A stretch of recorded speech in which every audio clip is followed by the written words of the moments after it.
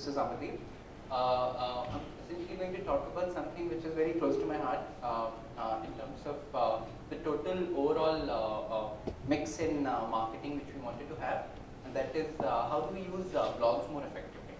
And so we have done a lot of marketing at AskMe Bazaar, especially in the last 7 months. And we've tried to kind of take the whole brand and digital marketing to a different level, which has also resulted into a lot of success for us. We have been able to grow our order number, which was at around 10,000 odd orders, to around 10 lakh order number, which kind of makes us among the top 5 players now in pure play e-commerce business, which is headed by Flipkart, Snapdeal, Amazon. So that kind of positioning which we have been able to do, and all this which we've been able to achieve has predominantly been with the use of a lot of digital marketing. We haven't really done much of a TV in this duration because these are the two kind of pillars in which we rest upon. And one thing which we have done in digital marketing almost continuously for the last 4 months is using this particular piece really well, which I'm going to talk about, which is our this whole piece on how to use bloggers. So there are two kinds of things which we see. One is the celebrity marketing, which we use any which ways, but we have seen that it comes with these situations, which is it's a high cost channel, and we cannot engage with the celebrity all the time. I mean, you cannot find a celebrity tweeting to you all the time. You cannot have that. It's kind of counterintuitive also. In fact, a celebrity loses its value specific to your brand if he tweets too much about you. And I know people do not listen to you. People say, what's happening? What's happening? Right? And also, it's difficult to quantify. I mean, I can get, say, Kangana is our brand ambassador, so is Ranveer Kapoor. I can ask him a couple of times because our one of our campaigns is getting launched. Why don't you do something about it? Why don't you nice some good things about it? But sometimes, or most of the time actually, they're not able to really accommodate into their way of functioning. So many a times, if they're supposed tweeting about somebody dying, and quickly after that they post something about us, it doesn't really go well. It doesn't really gel well that. So what we said that we wanted to have a huge influencer marketing, social influencer marketing. That's how our partners market, kind of like the term actually. And the way I have started defining it is that in an extremely complex set of advertising, digital advertising, which we are attempting, wherein I'll just give you an idea. We have got, at the last count, 37 main categories, which includes electronics, fashion, this, that, all that. Out of these 37, we have got 220 subcategories, and which will mean that within fashion, say a category like kurti, a category like mini skirt, or a category like, so there are so many of them. I mean, so many of them, and in each one of them there are buyers. Okay, in each one of them there are buyers, and if there are those buyers, then those buyers need to be influenced. These buyers are going to read. Those buyers are going to make their views somewhere, and they're all digital.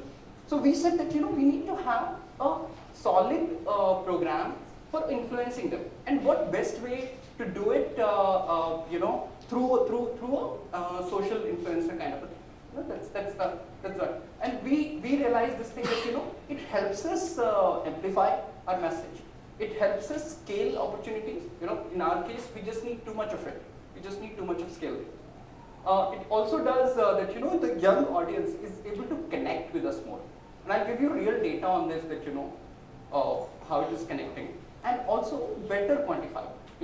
So that's the second thing.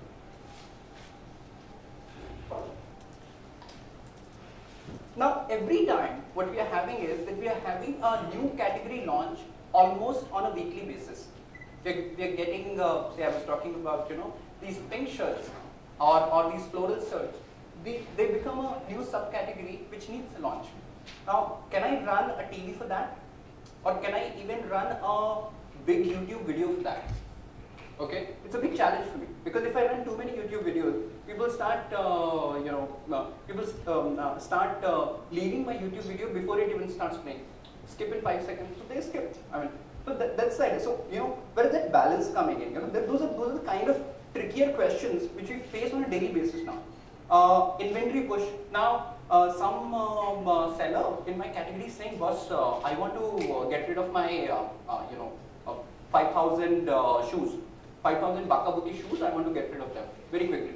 What can you do? I'm ready to sell at 50%. Now these kind of things, these are not too much. 5,000 shoes or something is not too much. How do we get rid of them? Can I run a specific promotion? These are the kind of micro questions keep.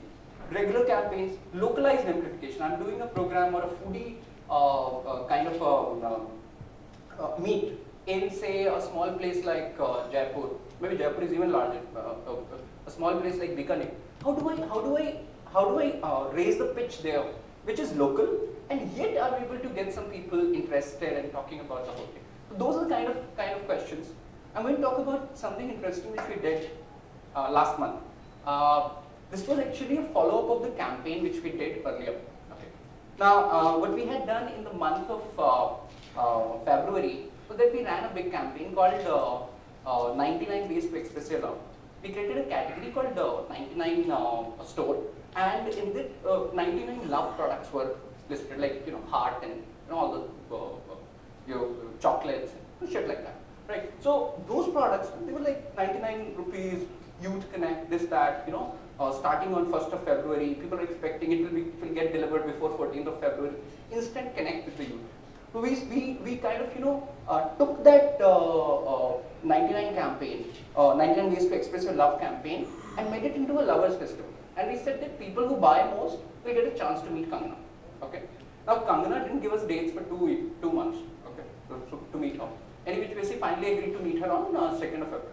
So with these 20 gentlemen, we kind of flew them down to Bombay and to meet her. Now, we wanted to use it. We wanted to say about we are actually doing it. I mean, few brands end up actually doing and promising it. So we wanted people to listen. But then we didn't want to use our machinery in terms of either TV or print or this to use it. But still we wanted the youth to get to know that we are doing something important for them, we are fulfilling a promise, and we are actually making them meet. So what we did something interesting. We called up 10 bloggers and we asked them to cover this event. Okay, this is a very, very interesting twist we did. So these bloggers from Bombay, they came and they covered this event. And the kind of frenzy it saw, if you type Kangana meet and greet now in your Google listing, you'll find that up to 6 pages, every major newspaper and every major TV channel has actually covered the event. And I would say that this happened because constantly, right from the 99 Ways to Express Your Love days to the time on 2nd April when the campaign happened, they were constantly blogging about this. And they were constantly building up the anticipation. Okay? And it resulted into very, very positive social conversations. Of course, accelerated sales. I mean, we have grown 100 times in the last 6-7 months. And very good brand message amplification. So much so that now we are converting the whole program into a first of its kind brand volunteer program. So we just thought that if a brand is so committed, he's doing something which he is actually promising, which is like slightly over the top kind of thing, actually making you meet a celebrity or a fan or a film star.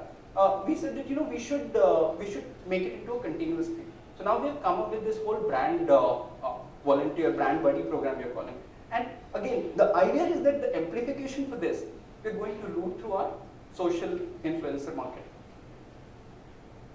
And where we have been able to be most lucky is that finding and connecting with the right kind of influencer. So I'll give examples there. We talk of very, very minute categories, as I was talking about, that within food also, say somebody's talking just about gourmet food. Okay. Now, if someone has a blog who writes about gourmet food, makes a lot of sense. Okay, because people will listen about it. But if somebody writes about food in general or teaching cooking tips, doesn't really work. Now, so connecting that is a trick. Automation and transparency. Okay, which is also a very, very important thing. Who's writing, when is writing, etc. Analytics, how many blog views? We have published around 500 blogs with around 200,000 to more than 2 lakh blog views. And we exactly know this number is going to increase as we keep on going further. And also, finally, control over the whole blogger campaign, because blogger campaigns, just like these social campaigns, they go out of hand. So, that's what we have been able to do. And I must thank Blogment